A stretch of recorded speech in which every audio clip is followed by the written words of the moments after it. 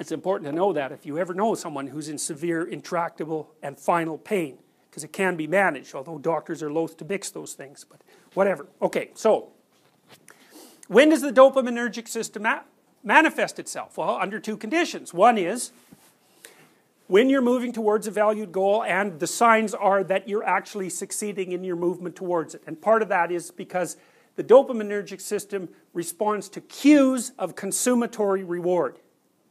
And consummatory reward is any reward that brings the perceptual system, we'll call it the subpersonality, to a halt. So for example, if you're hungry, then as long as you're hungry and in that frame of mind, then anything associated with food is going to be reinforcing in a dopaminergically mediated way. Technically that's incentive reward. But as soon as you eat, well then that frame of reference is no longer relevant, it disappears, and then food isn't reinforcing. Even though it's interesting, because you might think that one of the ways that you could stop eating when you'd had enough is that food would stop tasting. But it doesn't, right? It's kind of weird. The food still tastes the same, roughly speaking, but it's no longer enjoyable. And the reason for that actually is that the taste system has two elements that are separated physiologically. One of them is responsible for taste, and it's also responsible for sort of making you want to crave different foods during an eating episode. So there's actually a separate one for sweets, for example, and so you can satiate the others and not satiate the sweet receptors, and then you want some dessert. So, and if you keep rewarding that system with dessert, then it's going to get more and more powerful. But there's another system that sits on top of that acts independently, and its job is to say how good each of those tastes now are. And so as you get satiated, what happens is that system just shuts down. It stops associating the taste with reward. So, it's kind of a cool way of setting it up, I think. You can still taste things, which you need to do because you're an omnivore, and if you couldn't taste things, well, then you'd die because you'd put something stupid in your mouth, and that'd be the end of you. So you can maintain the taste, but the reward varies. So, the dopaminergic system responds to incentive reward, which is cues that a consummatory reward are forthcoming from a behavioral perspective. And the consummatory reward stops the action of the cycle, and then another system that needs a consummatory reward pops up. So in some sense what's happening is that you're continually subject to the emergence of new motivated subpersonalities or frames of reference, and you're just cycling through those things all the time. And then you might say, well, what happens if you are in some favorable state and you've just satiated everything? And the answer to that is, you'll find the environment itself mildly curiosity-inspiring.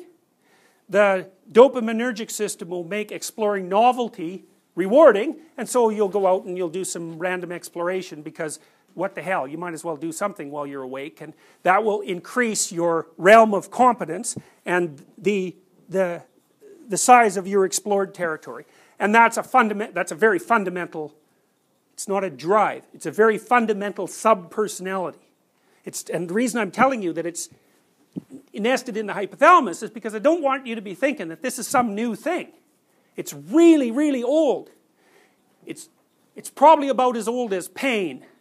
And it's older, I think, than anxiety, because anxiety seems to be manifested mostly as a consequence of higher order cognitive and emotional systems that evolved after the hypothalamus evolved, roughly speaking. So, okay. So, when you're on your way somewhere, good things or bad things can happen. If good things happen, you get a dopamine kick, and that keeps you focused on your goal, and it validates your theory, and you get to move to where you're going, and you get a consummatory reward, and good for you. That's success. Except then a new frame of reference pops up, and you have the same problem. That's Sisyphus, right? You're always pushing the damn rock up the hill. It's always rolling back down. The question is, do you find any delight in pushing the rock up the hill? So the other thing that can happen is something you don't want to have happen, and that thing indicates that you're not getting to where you're going. Now, the question is, what should you do when you find out that you're not getting where you want to go? And the answer to that is, you don't actually know. You actually don't know. And this is where things get complicated, because on the one hand, you could say, you could run into a known obstacle. You remember Rumsfeld? There are known unknowns and unknown unknowns? No, you're probably too young for that. Anyways, if I'm walking towards the door and I encounter this table, then that's going to frustrate and annoy me. But it's only going to do it to a limited degree, because I can make a very trivial correction in trajectory and I can get to the door. And so I would say, well, that's just an obstacle. It's an obstacle, I know its features, I have a prearranged schema of conception and action so that I can render it irrelevant with very little effort. Okay, so it's a known obstacle. But then, that's fine, so those are just negative things and you try to get them out of your way. So for example, that's partly why you clean up your house, right? Because you want your house to be in order so that if you're doing things in there, things don't get in your way and annoy you. It just makes it more efficient. So basically what you're doing is trying to ensure that the paths you take to desired ends are clear. That's what it means to have a place in order. So it means also the next thing, which is even more important, which is, fine, sometime you're walking from point A to point B and a table gets in the way and it's like you're a little annoyed and you go around it, that's not a problem, and sometimes something else happens. So my old supervisor had this dog and he used to take it for a walk. It's like you can take your dog for a walk, it's no problem. So one day he was walking along the curb and his dog pulled him a little bit into the street and he fell and he shattered his leg like in 7 places. And it was just, there was nothing wrong with him physically, it's just that he fell wrong and like poof, I had to put a bunch of plates in there. It's like, that's a whole different category of event. Right? The magnitude of that negative thing is very large compared to just running into a table. And then, okay, fine, there's hospitals and everything, so he got dealt with and he was put back together, and even his fear of the event would be bounded by his knowledge that there is a hypothetical means of dealing with the unexpected occurrence. So it's nasty, but it's not as nasty as things that you don't know what to do with at all.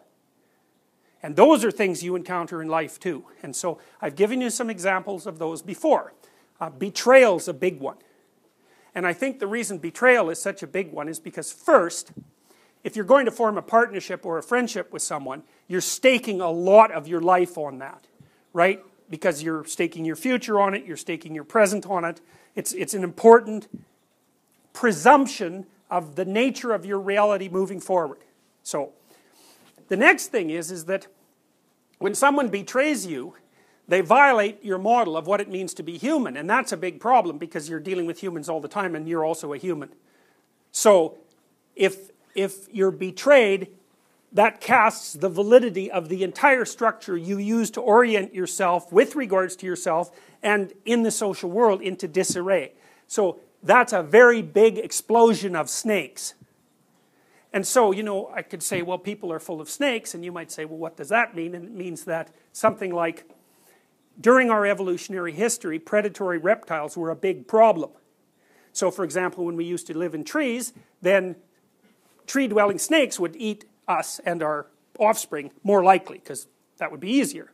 So that's a big problem. It lasted some tens of millions of years. It's not a trivial amount of time. And then there was when we were on the veldt and we're going down to get a nice drink of water, and then there's a Nile crocodile down there and he comes up and snaps you and pulls you in. So that subterranean predatory reptiles really sort of make us nervous. And perhaps that's why people think snakes are slimy, and they're not. But if you talk to someone who's afraid of a snake, they'll say, oh, it's slimy. It's like, well, no. An underwater reptile might be slimy, and a snake is quite a lot like an underwater reptile, and who cares how they're different? The question is, the relevant issue is how they're the same. And so you could say, well, this is one of the categories. It's horrible predator that lurks. That's a category. Now, I think that what happens when we run into something that's radically unexpected is that we use our horrible predator category to get ready for it. And so that's partly, I think, also why the terror management theories aren't exactly right. Like, we have some evidence from our lab that I've really been wrestling with over the last few years, because one of the things we found is that conscientious people are more conservative, so they tend more towards right-wing authoritarian viewpoints. And you can parse conscientiousness up into 2 elements: industriousness, and that sort of predicts academic performance and success in life, and orderliness. Orderliness predicts right-wing authoritarianism. And you might think, well, that's no surprise, it's like authoritarians are orderly. But it's a bloody big surprise, I can tell you that, because we've been trying to localize the position of authoritarianism in the personality hierarchy for 50 years. And for the longest period of time, people thought that the reason that people were conservative and right-wing is because they were afraid But it turns out that's not true.